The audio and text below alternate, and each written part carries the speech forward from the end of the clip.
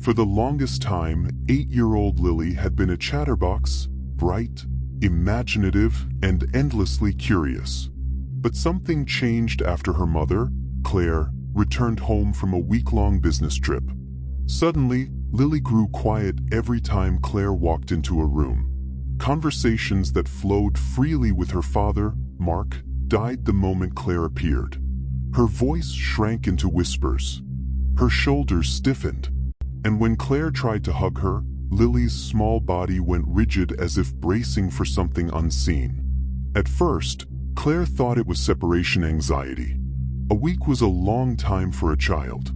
But as days passed, Lily's silence became a pattern, and the atmosphere inside the house shifted. Lily avoided eye contact, avoided being alone with her mother, and avoided bedtime most of all. She begged to sleep in the living room. On 2 separate nights, Claire found her curled up on the floor with every light on. "Why, sweetheart?" Claire asked gently, kneeling to meet her eyes. But Lily wouldn't answer. Claire's unease grew into dread.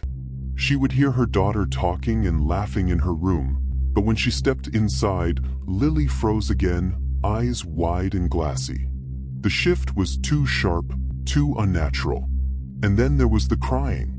Some nights, Claire heard muffled sobs through the baby monitor they still kept in Lily's room, just in case.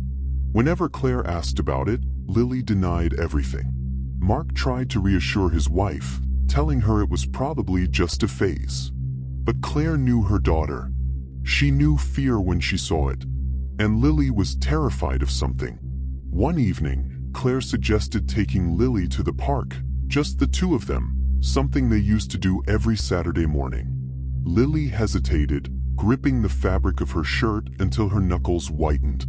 "Only if Daddy comes," she whispered.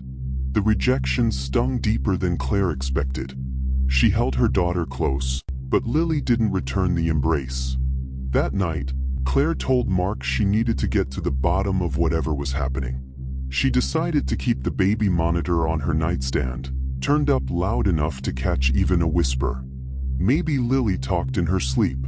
Maybe something was happening when she and Mark were downstairs. She hoped for answers, though a sick feeling told her she might not want to hear them. Hours later, long after midnight, the baby monitor crackled to life with a faint, trembling voice.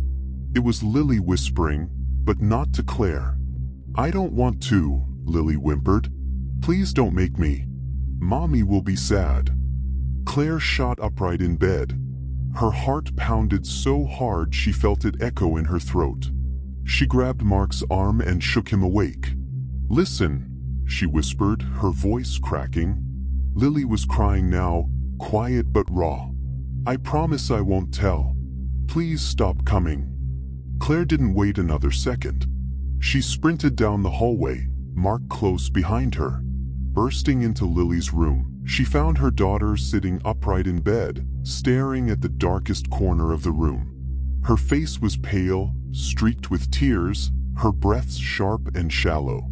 "Lily!" Claire cried, running to her. Lily lunged into her mother's arms instantly, gripping her with a desperation that nearly knocked Claire off balance. This was the first time Lily had sought her comfort in over a week. Claire held her tight, whispering soothing words, feeling her daughter's trembling body. "What is it, sweetheart? What's been happening?" Claire asked. Tears streamed down Lily's face as she pointed toward the corner. "She's been standing there at night," Lily whispered. "The lady who looks like you." Claire's blood turned to ice. Mark crossed the room, flicking on every light. Nothing was there. "She talks to me," Lily said, shaking violently. "She tells me not to trust you.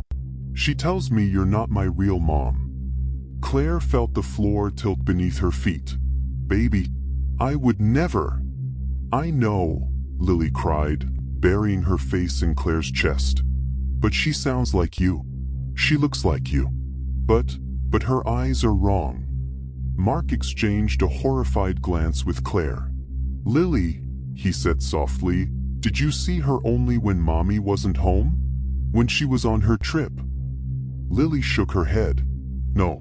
She started coming after Mommy came back. Claire's pulse hammered. Sweetheart, where did she come from? Did you see her before? Lily swallowed hard before answering. The night you came home. I woke up and she was standing next to my bed.